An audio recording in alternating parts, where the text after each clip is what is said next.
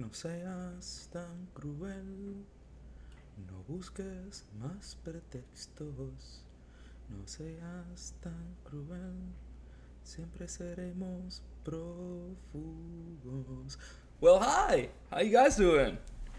It's been a while since I've made the retro for this, right? Yeah, sorry. Sadly, I got kind of busy. I've been doing some. Well, I've been I've been doing my exams for university as well as Star Sector. I'm sorry. Uh, I've been busy pretty much.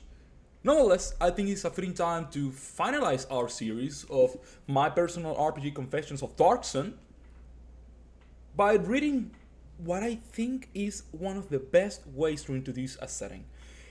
I think it was pretty revolutionary when it first came out, at least in D&D. But I gotta say, this little box set includes one of the best ways to provide the lore of your setting, and it set the precedent for basically any other Dark Sun supplement, even those that are from other editions. They kind of like follow the lead set up by this. Which of course I'm talking about the Wanderer's Journal. This one right here, right? The Wanderer's Journal, a comprehensive guide to the lands and people of Atlas. Why I think is the best way to introduce the lore of your setting? Well, very simple. It uses, what's the term in English? An unreliable narrator in the way of traveler's journal. Is a very interesting genre. The Romans, it was very popular during the time of the Romans, in which it implies a character of somebody called the Wanderer, who supposedly traveled throughout the whole Tablelands region, the main area of the setting, at least the one introducing these supplements, right? And it provides the details about the people he met, what he saw, and describing the fauna and all that. However, again, because this is the point of view of a character, it always leaves like at least either some vagueness behind it or some unreliability on the part of the narrator. Which again, it's not the most encyclopedic way of describing your setting. However, I gotta say, it's so charismatic, and it gives you like open room for any ambitious DM or any more open-minded DM that may want to slide his own changes or put his personal touch on the things, which ultimately I think is what any campaign setting should do. Is not only describing what the setting is or the elements or the axioms behind it or the rules and all that. No, it's giving the tools or giving free reign for any DM to make the world their own. And I have this slight feeling that at least here it was unintentional. I'll explain it later, mostly because I know that, especially as the setting went on, as Dark Sun publications went on, they kind of like drew that feeling of, oh, let's be baked, let's give free reign to the ends, kind of like out of the window. It became kind of like, oh, let me explain every single notch in detail of the setting, even though it would be better if it was left like unexplained, kind of like ruin the magic in a way. But it's okay, doesn't matter. Now, the Wanderer's Journal, it starts with the following sentence, right? I live in a world of fire and sand. The crimson sun scorches life from anything that crawls or flies, and storms of sand scorch the foliage from the barren ground. Again, this is a narration. I mean, this is his point of view, right? And of course, he starts to describe more or less how Atlas looks, but again, it doesn't explain why is he like that. We, of course, from the outside know that Atlas, it's a world that was ruined by magic, right? However, from the point of view of the people within the setting, they very likely do not know that, which is exactly what the same state as your players. These kind of descriptions allows the players to immerse themselves in the setting without them fully realizing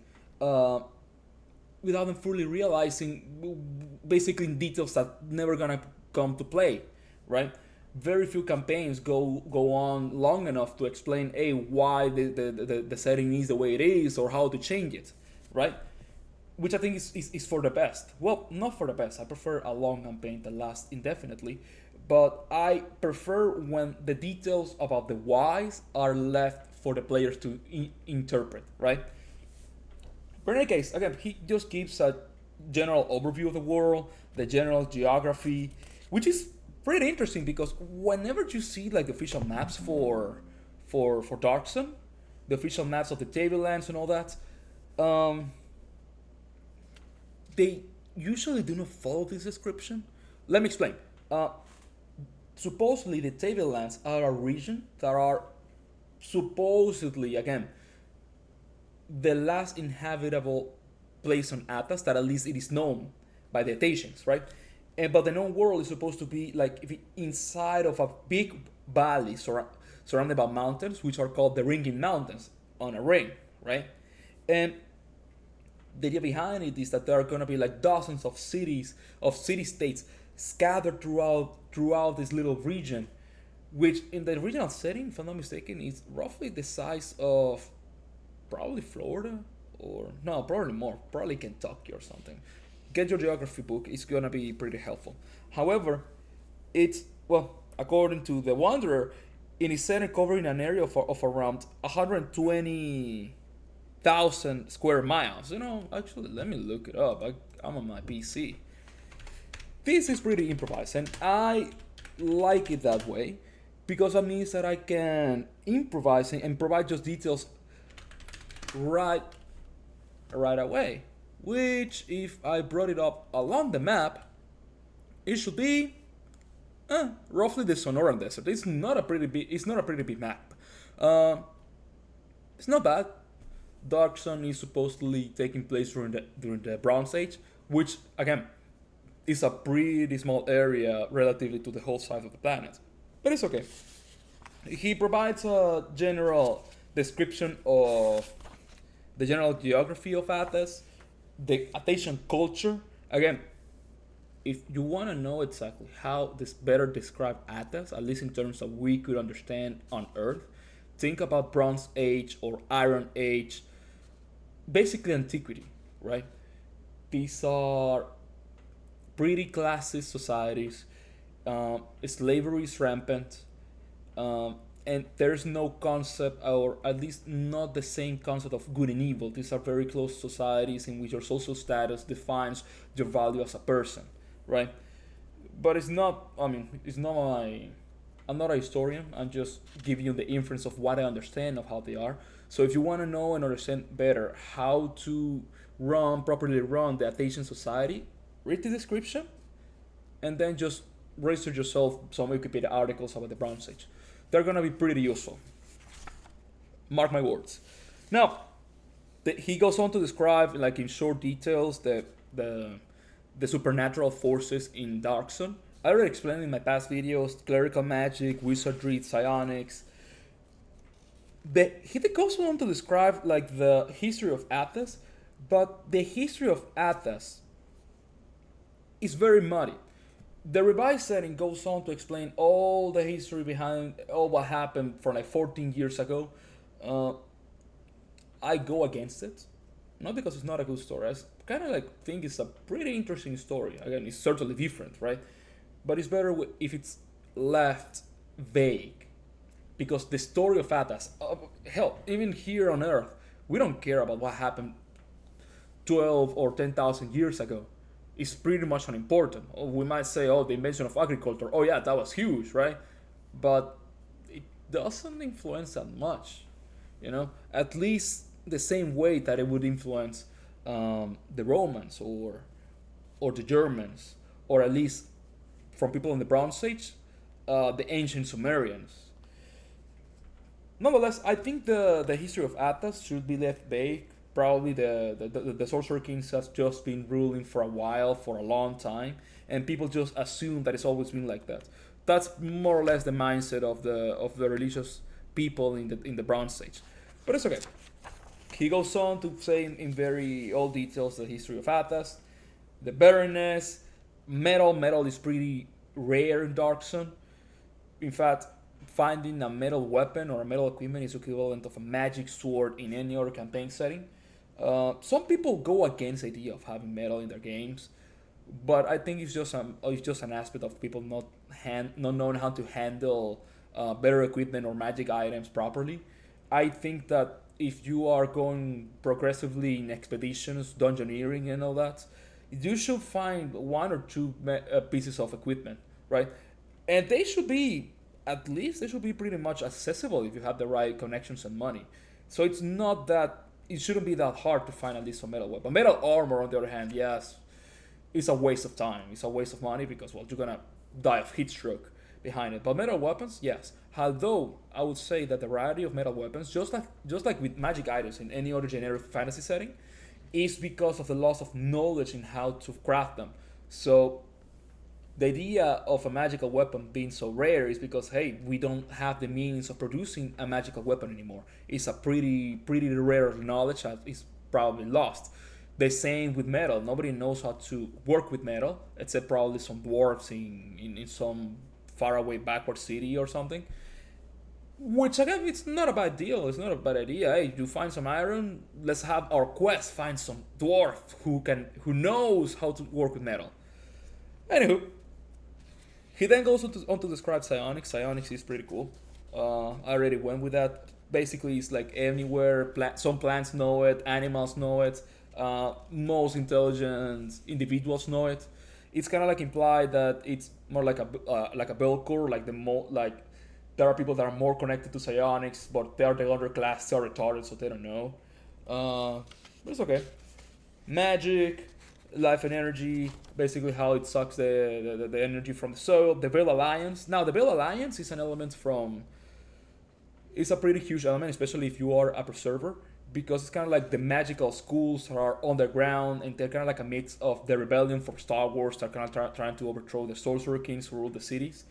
And again, it's kind of like having something to do within the cities to have some kind of intrigue and at least justify or provide for wizard characters some kind of way to learn the magic or get magical items and do alchemy and all that. It's kind of like the explanation behind it. Pretty cool. If you go into the city, that's if you're a DM, try to dive into the Veil Alliance. There's a whole supplement for that as well. I recommend it. Super cool. He goes on to describe the dragon. Now, here the dragon. Okay, the dragon is oh man, it's so sad. Okay, the dragon initially was described as just a dragon. Nobody knows who that is. Nobody knows where it comes from. It's assumed to be super intelligent, but he's kind of like a super secretive. He doesn't. He's kind of like a regular dragon, super ancient, doesn't trust mortals and all that. However, as the setting went along, they provided the explanation of who the dragon is. Turns out the dragon was like the leader of the Sorcerer Kings, who is trying to hold back their master inside of a void sphere where he's sealed, and it's kind of like taking tributes from all the city states of around 1,000 slaves. It doesn't specify if it's 1,000 slaves from each city or is 1,000 slaves from each city, for all cities. Other way, demographically, it doesn't make sense, especially when they go on to describe the general population of the cities. Again, I probably said it in the previous parts, but if you're gonna run Dark Sun and you're gonna run it official, grab the original population of the cities and multiply by 10. Multiply by 10. Tyr has like 10,000 people. That's a town. Even in medieval times, it's a small town or a small city. No, multiply by 10. Those are the scales, the proper scales in Bronze Age. Okay, multiply by 10. Sorry. Rant aside. Goes on to describe the dragon. Now the dragon is kind of like a defiling force of nature that is just going around making everything worse for anybody. But as the setting go along, he's kind of like the leader of the Sorcerer Kings, and he's super powerful. And well, yeah, okay, you have the Scourge of the Earth, the most powerful uber being in all of creation. His name is Boris. His name is Boris. And I'm the high priest. I'm connected to God himself. He obeys my will. I can manipulate his powers, and I can basically vaporize anybody I want with my own thoughts. My name is Steve. Now you realize how ridiculous that sounds, right? You cannot have the most powerful being in your setting and call it Boris. Call it Rathamon. Call it, I don't know, call it Metatron or something. Just give it a cool name. This is another setting. You can basically give any name you want. In fact, there's a named character that I never forget. It's from the Slave Tribe supplement, whose name is Severon. That's a good name. That's a cool last name. Not Boris. If Troy Denny never sees this video, please apologize. That was disgraceful. That was shameful. You literally dropped the ball. You literally grabbed the ball. You were having like some cool setting, doing one of the best campaign settings, and suddenly, oh, I gotta name the most powerful being in the settings. Whoops. Okay. Whatever. So he goes on to describe the Sorcerer Kings. Basically, these are immortal over 20th level wizards slash psionicists.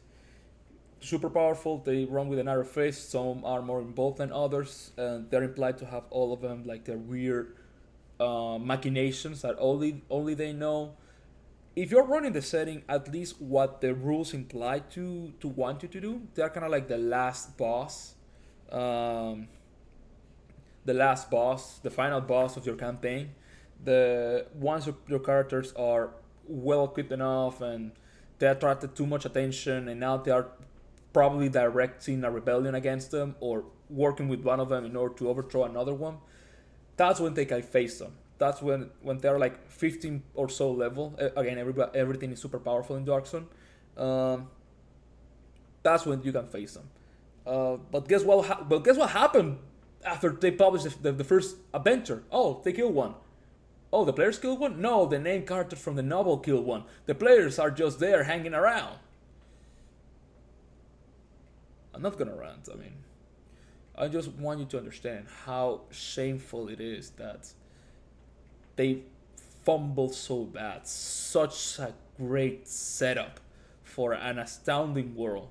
And they decided to advance the storyline to the point that they kind of like killed the whole setting. There's nothing else to do, and they just started like throwing gonzo stuff at the wall to see what sticks. Which again, it's not a critique per se, because many of those materials I think is pretty cool, but you cannot fumble your original premise like that. There's a reason, which for example Warhammer 40k didn't advance the storyline until very, very recently. But anyhow, let's continue. The Templars, Secret Police. Again, this is all that I already explained. The nobility of the setting, of the cities. Again, noble families. Read Dune or watch the movie. You probably understand how that politics work. The freemen, artisans, and all that. The merchants. The merchants are... Now, there's a cool element about the merchants, because supposedly it is outlawed for anybody outside of the nobility to know how to write or read. The merchants, however, they use like their own weird code that is kind of like a way for them to read, but in fact, it's more or less for calculations. So they kind of like do math, and it's kind of like fickly, or they put them at odds with the nobility, because that means that they have their own system of calculations that only them can understand. It's pretty fitting for a Bronze Age setting, again, because reading and writing was a pretty novel idea, and it was only reserved for the priest classes or the bureaucrats. So knowing how to read, knowing how to pass down language is a huge deal, right? So be careful in how you expose reading and writing. Most of your characters shouldn't be able to read or write unless they are that intelligent, or unless you want one of your characters to be a noble. Moving on. Elder merchants, slaves. Now, something cool, it's not included, right? one rule that I added on my old school essentials video for Dark Sun was the capacity of you being able to buy slaves.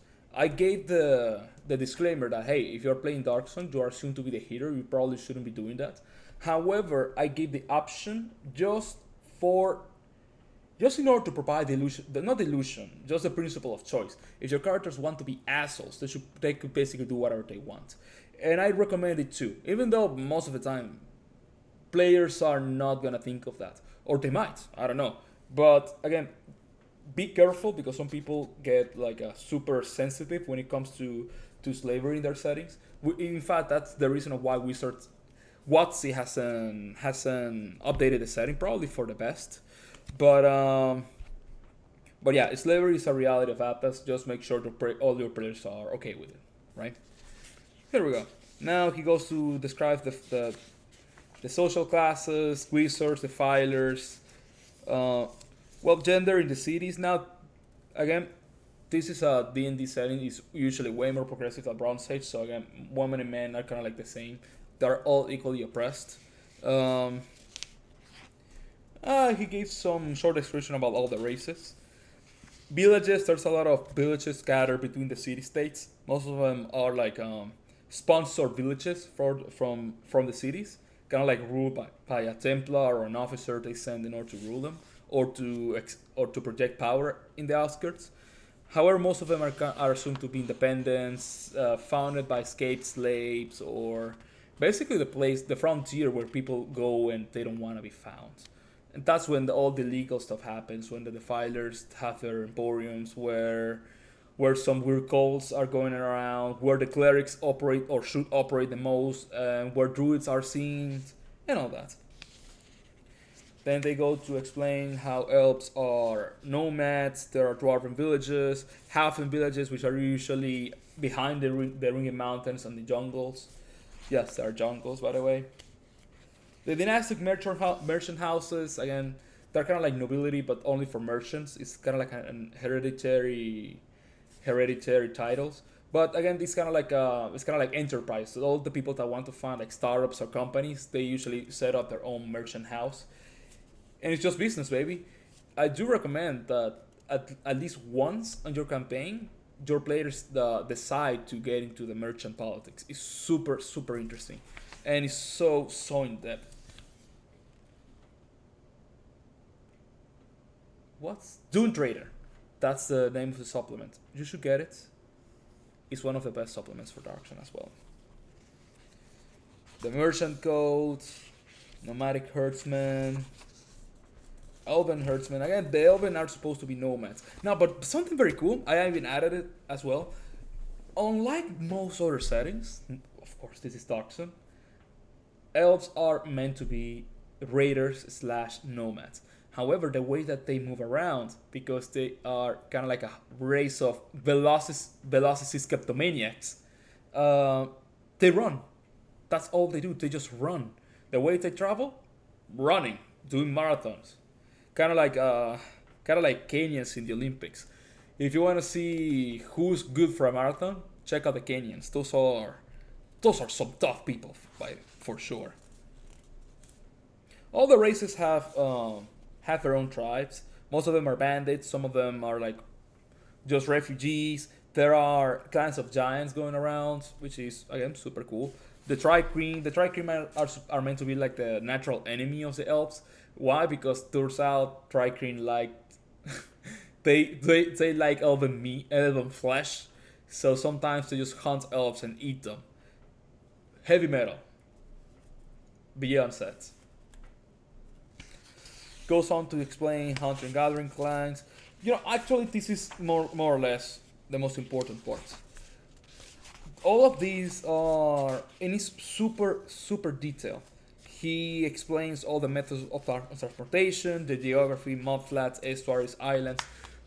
Anything of what you need to run Atlas is in this book. The Wanderer's Journal has everything. And again, it's everything from the perspective of the Wanderer. It's just I heard rumors, or hey, this is what I seen, this is what I heard, this is what I can explain, this is what I know. Which again is not always perfect, and is sometimes going to be unreliable, which is the opportunity that you as a DM have to, well, slide yourself under the table. Anyway, I'm gonna skip to the best part, which is gonna be the city states. This whole chapter is addition geography. It's so detailed that it even gets to flora and fauna. That's how you know that this is a proper lore book. Now, the Atlas of the Theater region. This is the fourth chapter, and it starts to describe the city states. In this supplement, they describe seven city states. As the setting goes on, the city states, at least on the tablelands, expand to 10, more or less 10. One of them is, well, to give you the names of all the cities are Balik, Drash, Gulk, Nivenai. I say Nivenai. Some people say Nivenai. Nivenai is better. No, I'm not gonna set arguments against it. Nivenai, Ram, Tyr, and Uruk. The other cities added later are Kurn, Eldarich, and Urdraxa. Sadly, and I have to say that I'm slightly disappointed. Well, they added some other cities as well, but those are unimportant. Saragar is unimportant, Daskinor is unimportant, and Damascus, again, that's also... No, Daskinor, not it. Damascus, that's also unimportant. What's the name of the Triton city? Irrelevant. But what I have to say, at least from the description of the whole tablelands given in this booklet, it is implied that there are multiple cities, many dozens of cities even. But they say that, oh no, they are not described in this booklet. I suppose that they just wanted to expand on them. My issue with that is that at the end of the whole run of the setting, we only expanded to like 13, and probably only 9 are realistically accessible. The other ones are just ridiculous or too exotic to be considered a proper city states, at least compared to the others. And again, the setting didn't give you like too much freedom of what to do. They described too much to the point that there was not much to add at the end of the day. So if you're gonna run Dark Zone, I suggest that you simply ignore most of the supplements that came after the revised campaign setting.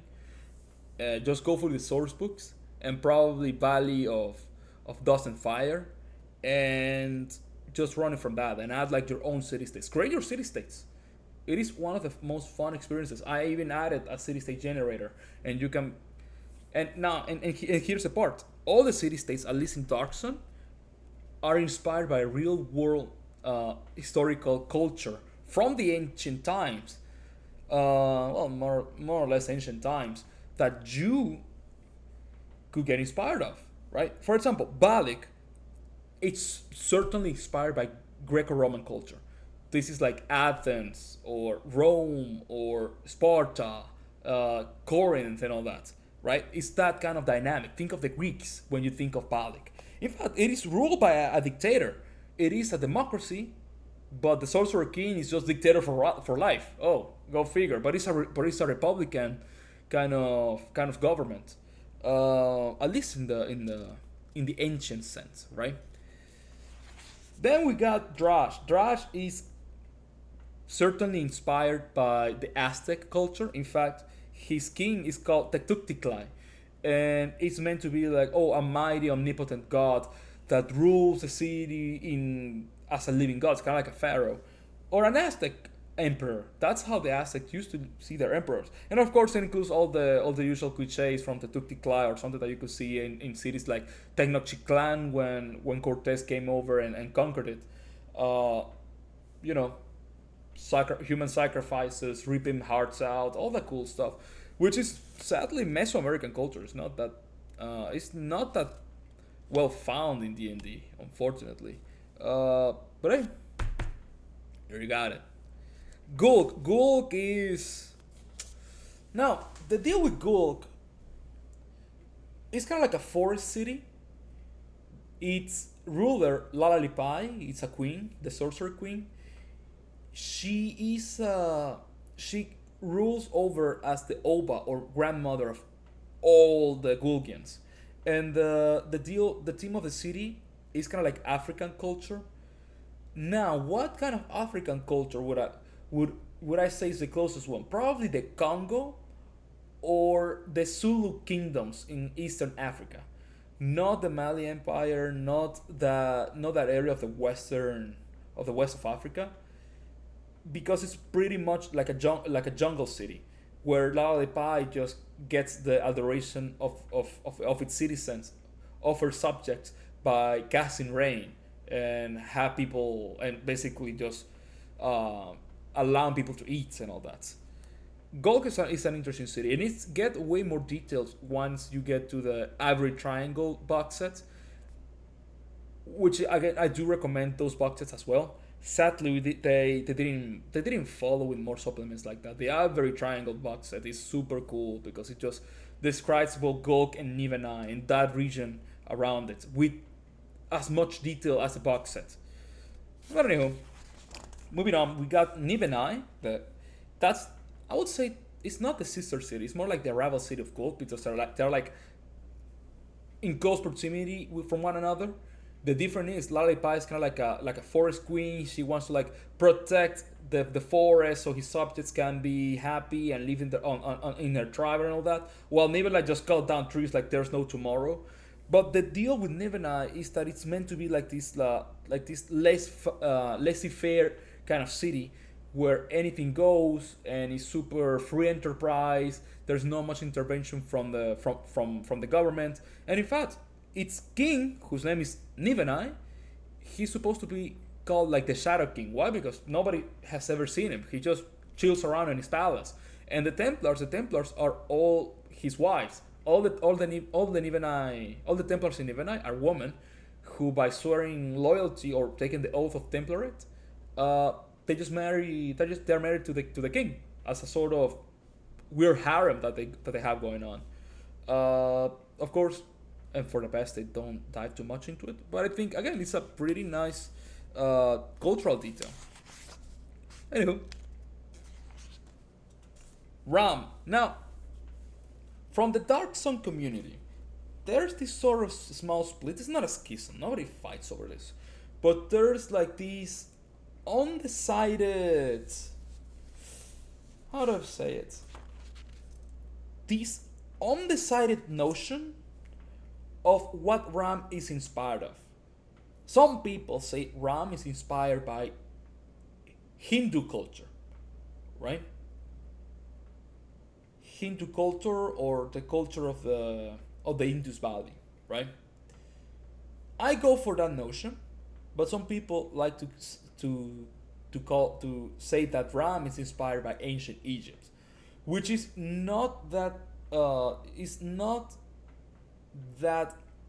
out there. You know, it's not that crazy to think about because Ram, I would say that is the closest name to ancient Egyptian rather than ancient Hindi, right? But in any case, whichever you decide, this is supposed to be like a very chaotic city. Avalanche Re, whose whole raison d'etre for her government is that she's the great vizier of a hidden deity. That of course doesn't exist. But she's so incompetent or so disconnected that this basically doesn't rule, and she just left the city just rot in infighting. However, the deal of why Ram is still a city or why it does still exist is because it's the highest populated city in all of the Tablelands. So should somebody just come over and try to conquer it, everybody just goes out armed with sticks, and there's not enough guns for so many people. There's no so many bullets for so many people. But it's meant to be like this chaotic city, super anarchic, super chaotic. That's why I say it's more India, because India is like that. If you allow the generalization, then you got Tyr. Tyr is kind of like the protagonist city of the setting, mostly because there's a lot of details about what Tyr is inspired of, and so little behind it. Why? Because it's not so clear what tier is. It's kind of like its own thing. I'd say, however, that tier by culture and all the setups going on behind it is inspired by the real life tier, the Phoenician city. But however you want to choose it, is the most original one. Probably culturally it might be closest to like Ur or Uruk, Sumerian cities. But it's the again usually the this is the protagonist city because this is where the whole campaign setting comes around to. In fact, the first novel takes place in Tyr. The first uh, the first adventure takes place in Tyr, and in fourth edition and in any other setting after that, Tyr is kind of like the center of the region. It's in the geographical center. It's the only city which has iron mines, which makes it one of the richest city. And I assume that it has like the highest influence or the highest cultural influence because the region is called the Tyr region. The which again just comes to point out the importance of Tyr. However, this is before shit goes down in Tyr, because at least in this box set, they just say that the city is undergoing so high distress because the king Kalak is overworking everybody in order to build this huge ziggurat that nobody knows why. It's explained in the first Adventure Freedom, and it's explained on the first novel, the Verdun Passage, I suppose it's called. Uh, so they from the get go they give you Tyr as the setup for when shit is going down. In fact, the one of the maps that they give you with these box sets, aside from the map of the overall setting, is the map of Tyr. They want you to start on Tyr. Why? Because right 5 minutes after the setting began, they kill Kalak, they kill the Sorcerer King, and Tyr becomes the free city, which just throws all the previous balance and all the political power out of whack, right? Whether or not you want to start at that point is up to you. I prefer starting a little bit before, just to have the players experience a build up and do their own thing. And if there's somebody who's gonna defeat the Sorcerer Kings, it has to be the players. But if you want to start a free year, which is the reset of the calendar, when Tyr becomes free and everything that goes after that, I don't judge you, honestly. But speaking of, the last city is called Uruk. Uruk is based on Babylon. It's pretty clear it's based on Babylon. In fact, his king is known as Hamanu, the Lion King. It's the most militarized city. I'd say it's the most powerful city in reality because Tyr just has economic power and it's just the center of culture. But Uruk, that's where the political power is because Hamanu is the strongest of them all. I think of him as the Bismarck of the setting because he's the one who was able to exploit all the political and all the power relations and all the and all the power relations between all the cities in order for him to be on top. He's kind of like the big boss of the Sorcerer Kings, not counting the dragon, right? Then they go to describe some more villages. Altaruk is a trading village, is like the biggest trading village, roughly getting close to becoming its own city, its own thing.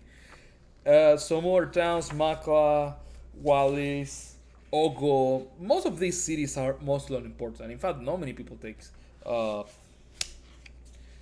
lot of importance in them. But again, the descriptions in this case are super brief. They don't give you any more tools in how to run them. It's on the revised setting that they give you some maps for it. As incomplete as they could look. I don't think none of the second edition supplements give you a map of trash. I think that's fan made at the end of the day. And then they give you some other geographical features, some landmarks that you may want to check, some ruins that you can explore. The highlights to me are Khalidnai, which is, if Ram is ancient Egypt, Khalidnai is India. But if Ram is ancient India, Khalidnafar is ancient Egypt. They're kind of like they're connected in that sense. But the whole deal about that city is that it just became ruined after its king decided just to throw some wacky party or something. Houston is going to become important later during the setting because this is where an ancient sorcerer king whose name is Dragoth, that's a good name. That's a badass name. Why is he called Boris? One sidetrack, sorry. Uh, Supposedly there's like some secret operations going down beneath the sand in Houston when Dragoth became like this lich sorcerer dragon that is about to come out. It's kind of like one of the setups that they gave after they destroyed any other potential storyline in the setting. Yaramuk is kind of like the example of a city that was destroyed by one of the Surkins. It's implied that it was by Hamanu of Yurik. Another good ruin that you guys can explore. Some landmarks, story of the forked tongue. That's kind of like between Alteruk and Balik and Tyr. Interesting region to explore. Dragon's Bowl, Mekulot Mountains, the Dragon's Crown Mountains. Now, to me, I think they set up the Dragon's Crown Mountain as the lair of the dragon, but they midway they changed it, and now Dragon Crowns has something else in its own campaign and adventure. It's kind of like a mega module, which is a whole campaign. It has a lot of detail. I recommend it. I recommend that you get it, mostly for the materials and the maps alone. The whole storyline they have is not that good, but it's very interesting. I recommend it. But again, I do think that at least on this box set, they wanted it to be the lair of the dragon. Sadly, wasn't the case. Although, sorry, it's not sadly. Fortunately, wasn't the case because my favorite D&D setting of all time, Valley of Dust and Fire, that's metal. I probably make it a video just for it one day, but in the meantime, but that was about the whole Atlas, right? Now they give you the monsters. They don't give you too much. At least in these box sets, they give you like just a group of monsters. Although they give you the dragon. It is a cool ass dragon. Sadly, its name is Boris. I won't let it go. I'm sorry. Sadly, they don't give you that many monsters. They give you, if I'm not mistaken, they give you like 20, which is not bad. However, they give you like its own supplement with over 100, which if you get that one, first, props to you. That thing is expensive as hell.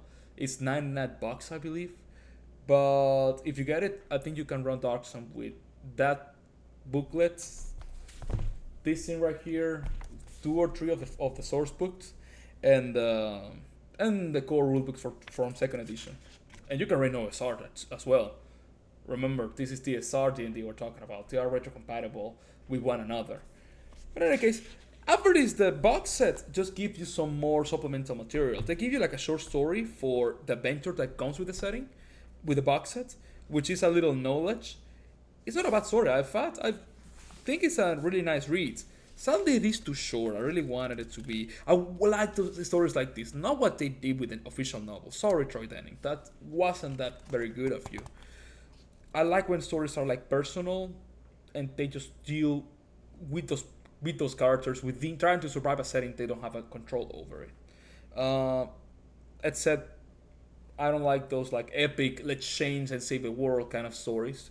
Well, I do like them, but not in this case. In this case, it has to be personal because the players are the ones who have the choice, or the only ones who will save the world.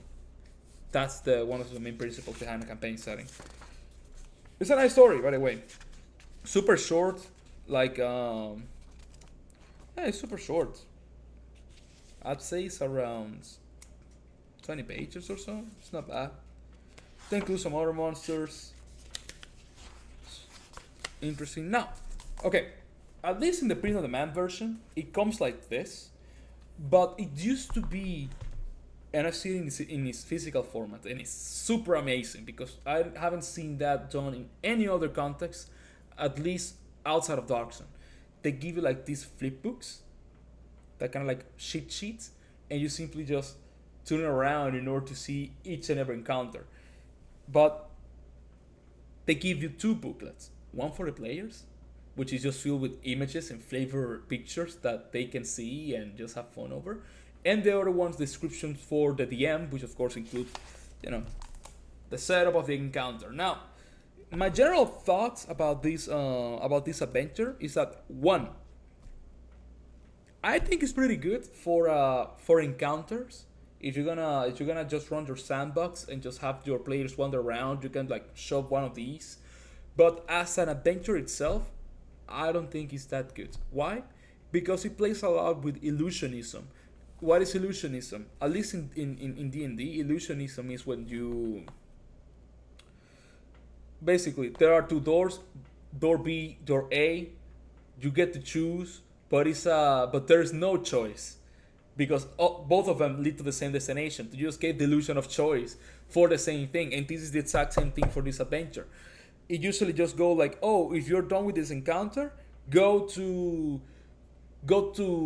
sheet number 2 or go to encounter number 3, and it's kind of like this flow chart of encounters, which is again individually I think they're very good encounters. They have some interesting setups that you can certainly use for sure, but as an adventure in and of its own, it's not that great. Oh, by the way, the premise of adventure. Sorry about that. I went on the tirade before providing you all details. You start as slaves in a caravan. They usually go in like these huge hauler trucks pulled by giant scarabs called mechalots. The caravan gets attacked by elves. Now you are free, and now you get to explore. And you can either follow the trail of the elven raiders who attack the caravan, and then you find like a dwarven village that is under distress because they lost a druid, a drunken druid who was kidnapped by the same elven raiders, and now you gotta save it. You save the druid, boom, end of the adventure. Of course, it's more detailed than that. It's gonna provide some more stuff than what I said. That's just a bridge version, but that's basically it. It's not that big of a deal. Although, again, for an intro adventure, it's not that bad, but you might have to do some work in order to integrate it properly. Anywho, right after this, I have to say, this is more or less the whole campaign setting, which is again, these were to start to give you the map. Sadly, they were like cut down in different pages. It would have been cool to have like a huge picture, a huge poster, which is what they used to include. In fact, they used to include like a fabric one. But of course, I'm not expecting that on a print on demand. However, by buying the print on demand plus the PDF, you get a special PDF with the maps, which is especially cool because not only do you get the geographical map of a setting. Oh my boy, you get hexes. Hexes right here. This is what I'm talking about, baby. Just go around, walk around, get lost. Hex scrolling is for the chats. I love this. I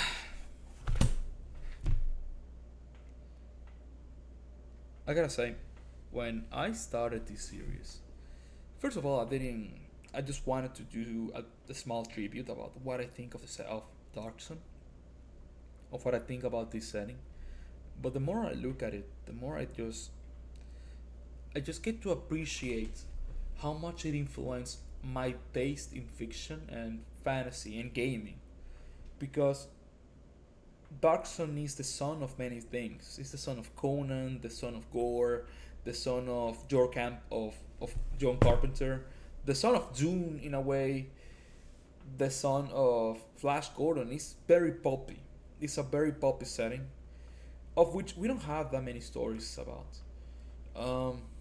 But if there's something that I have to appreciate, not only as the trajectory that I was given, or the kickstart of my RPG designer career, if we can call it that, it's just unique. It gives you, it just have this charm that no other setting provides. Even though I wouldn't say that it's the best, well, it's my favorite, but to me, it's not the best campaign setting for Dungeons and Dragons.